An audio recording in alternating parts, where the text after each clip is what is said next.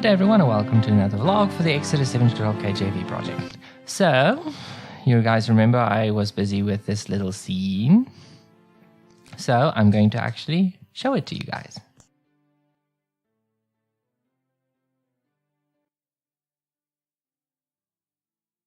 I'm going to use no sync first to just get it to play nice, and then I'm going to let it record.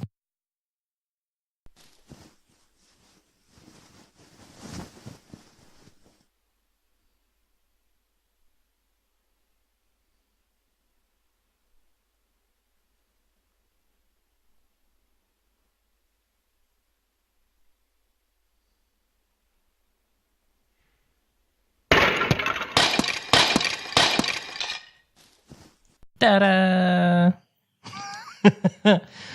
Awesome. So I'm super happy with that. I do want to possibly tighten up the timing between these two, these extra shots, you know, the extra angles, but not necessarily. So anyway, just want to get to talking about it. There we go. Just wanted to increase the size a little bit. Okay, so first of all, the shot is a lot faster than this right here, but I wanted it to be slow motion because this happens extremely quickly. So I went for obviously the lazy man's motion blur because it shows you it's slow motion. It's not trying to fake it. So there we go. It goes up, he prepares. Now something you can see in the shot is look at the distance between the two. Now, initially, I thought, you know, this would be fine distance, but it's actually not. It's actually way too far to be hitting the pot where you're supposed to. I think it's because it goes back to the hand, so it comes down this way. Anyway, so when this happens, when the camera goes like that, I literally moved him forward as if he was sliding across the surface, which would be what you would do. You know, you would kind of shuffle forward, but because you can't see it, it doesn't make much of a difference. But when it comes to contact, boom, makes perfect contact. Now, something that happened unintentionally that actually does make physical sense when I thought about it later is when he makes contact, you can see he strikes through, but then the stick goes down almost immediately. You know, almost like it comes in at 0 and then goes down to -45 or something like that, you know. Now, the reason that would happen in real life is because of the resistance caused by the clay itself, the clay and the speed it has and all that kind of stuff. You know, every action has an equal and opposite reaction, that sort of thing. So that wasn't even intentional, but it came out awesome. I also struggled with the hands. You can see there. They didn't want to stay aligned with the stick. I mean, it was just absolutely ridiculous. So you can see there he's holding it nice and there he's not holding it. It's not to point out faults. It's just stuff that's extremely, extremely difficult to get right unless you do it like every single frame. And it's stuff that you often only see when the rendering is finished. Seriously. So unfortunately, at least for most of the shot, he actually does hold on to it, and when it moves that fast you don't even see it. You have to slow it down in order to see it. Oh, I just love this throw. Now in this area right here is where I actually switched between 3D methods. Now remember I showed you guys, I think it was last week, I showed you that God gave me a new 3D method. Now that 3D method was essential for this shot right here. Hold on, this one. Otherwise I couldn't do it properly because they looked like vacuum sealed bubbles or something. It was really, really odd with the old method. But the old method again worked better for this area right here where it has this fuzzy people on the front. And it also worked better for the pour and the throw. Except unto there. I had to switch it over here to get a really crisp result for that. So what I'm going to do is I'm going to be showing you guys this shot in Anaglyph 3D. Onto the issue. Now pay attention as this spike starts to disappear. Pay particular attention to the wall. I'm going to zoom in on it. look at the shape. That happens because of the ambient occlusion pass. And the shadow pass, of course, the combination of the two. They don't see through with Z transparency like the mist pass does. And unfortunately, it creates this issue. Yeah. I'm not sure if it's the mist pass or just a material index or something. I'm not 100% sure on that. But I know that this sort of thing with Z transparency is sometimes a problem. So I'm not even going there. It happens so fast anyway that you barely even notice it. You only truly notice these things when somebody actually points it out. So anyway, moving on to the final one. So what happens then is it progresses to go back to the original one where he struck it. Boom. Just to complete the shot, just to confirm that it's not different pots. It's the same one being struck here, here, and here. It's just to close it off. But I do want to see if I can't, make this be just a little bit more snappy. It feels a little bit stretched out, But anyway, getting on to show it to you guys in 3D.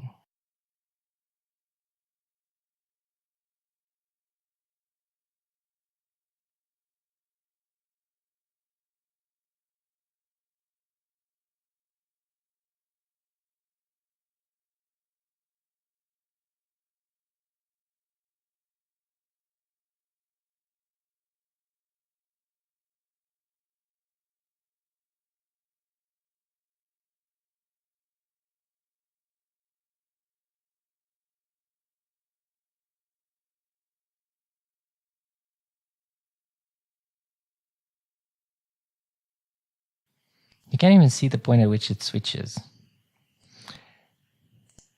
The 3D method switches hard, approximately, let me just get that point. It's just after he throws it into the air and you just have the pot and the sky. Just move it a little bit up. It's somewhere around here where the switch happens. Yeah, somewhere like here. I am going to try and see if we can see a difference in Blender, just for the sake of interest.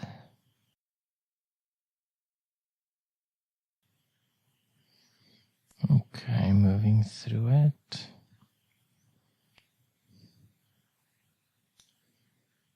Okay.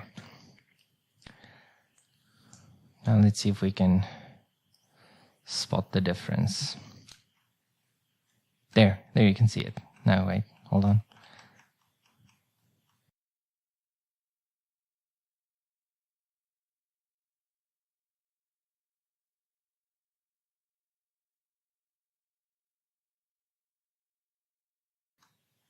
I honestly and truly can't tell the difference. I don't know where it transitions. Isn't that something? Wait, hold on. No, that's not it. My goodness. That is an awesome transition. I honestly and truly can't tell.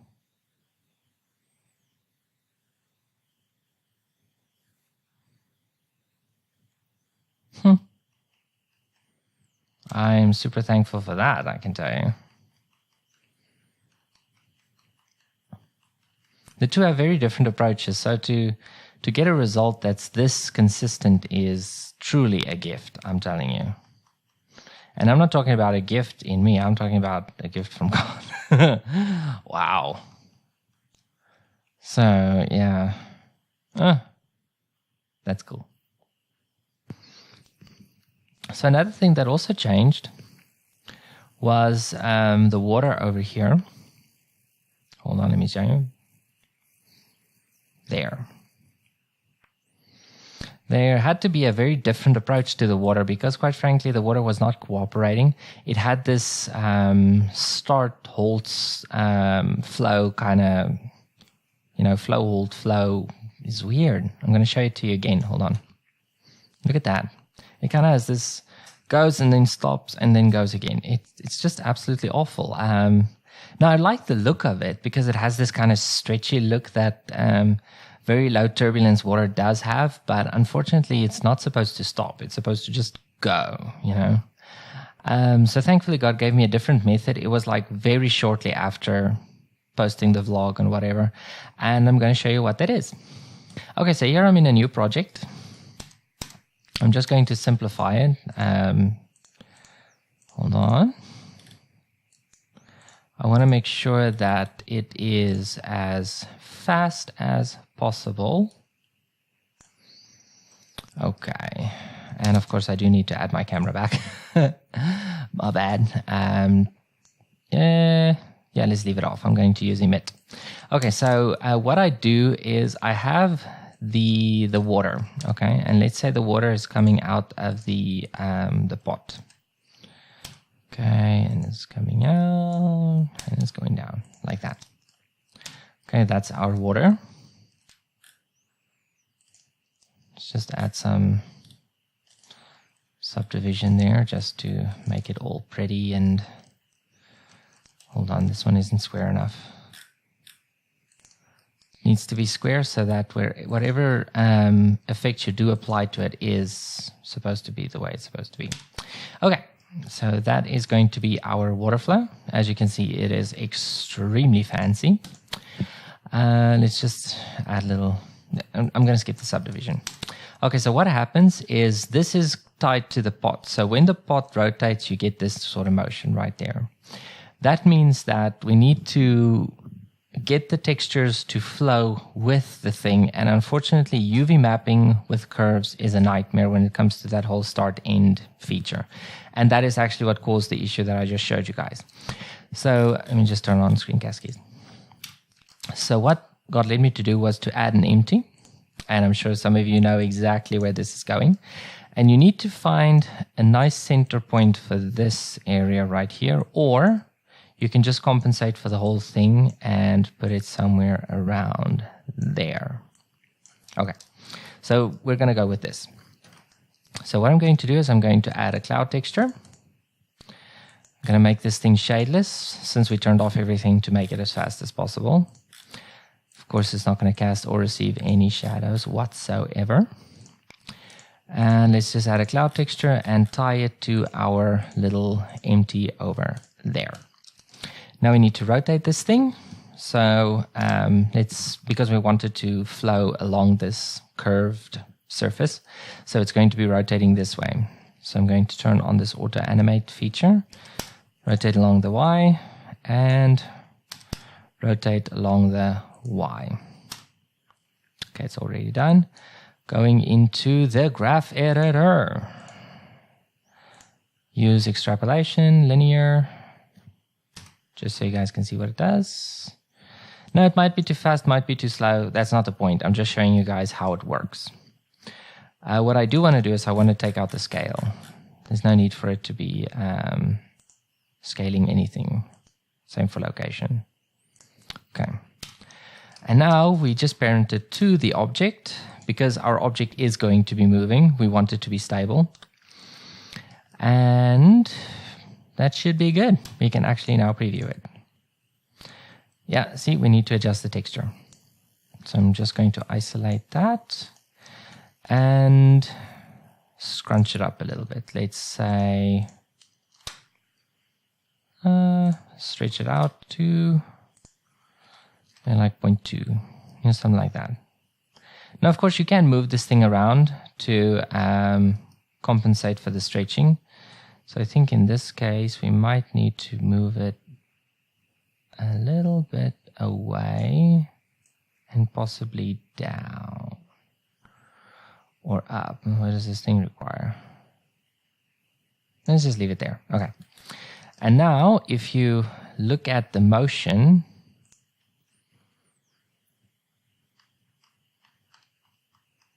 you can see it's going over.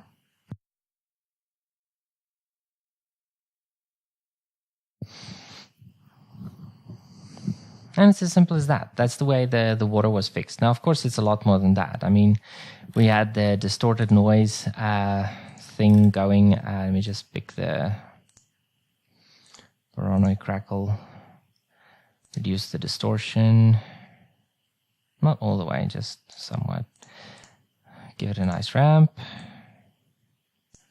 Okay, it needs to be inverted. And that goes to be an add. And of course the color has to be blue. And the texture has to be obviously a lot broader. So let's go for 1 or 0.5 and 0.1.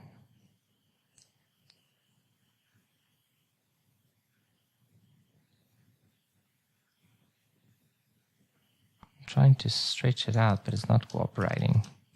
I think I'm trying to stretch it along the wrong axis. Hold on.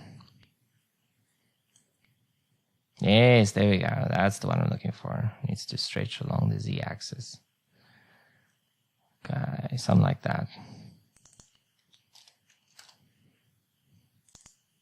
Let's go for 2.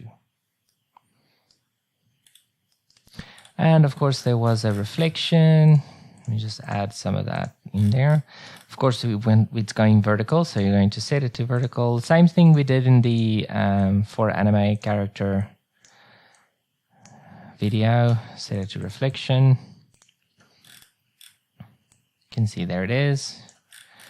Need to add a little bit of a normal. So let's add some normal texture in there using clouds. Also set to this little thingy over there. So select object, stretch,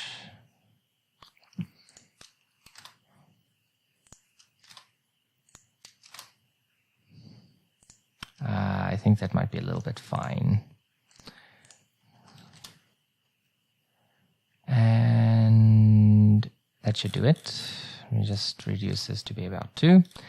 Click normal, take out color. And let's just reduce the normal. It's a little bit strong. Let's go for 0.5. I'm just trying to give this a general appearance. And of course, you can add some stripes going down it as well. If you want to, you can actually sync that with this one. Go in colors and making it... No, let's not use this one. Just duplicate it. Texture 02. Make it constant. Let's give it a few lines. Don't need to be fancy. Object, select the empty. Of course, has to be about 2, has to be 0.2, has to be 0.2. It's probably the normals that are affecting it that way.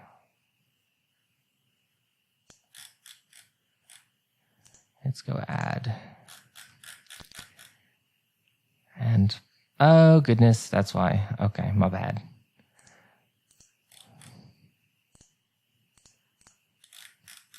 Okay, its normals are still active.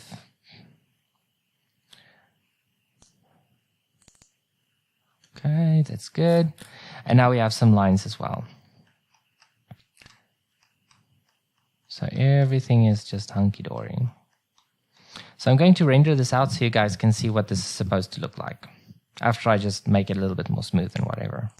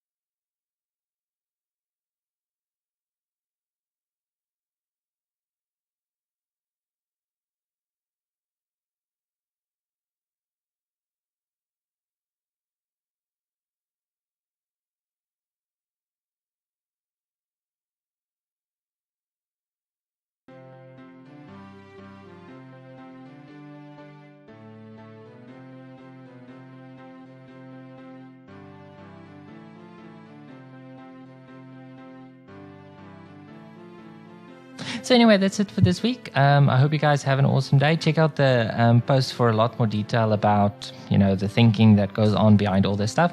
Have a great one, and God bless you.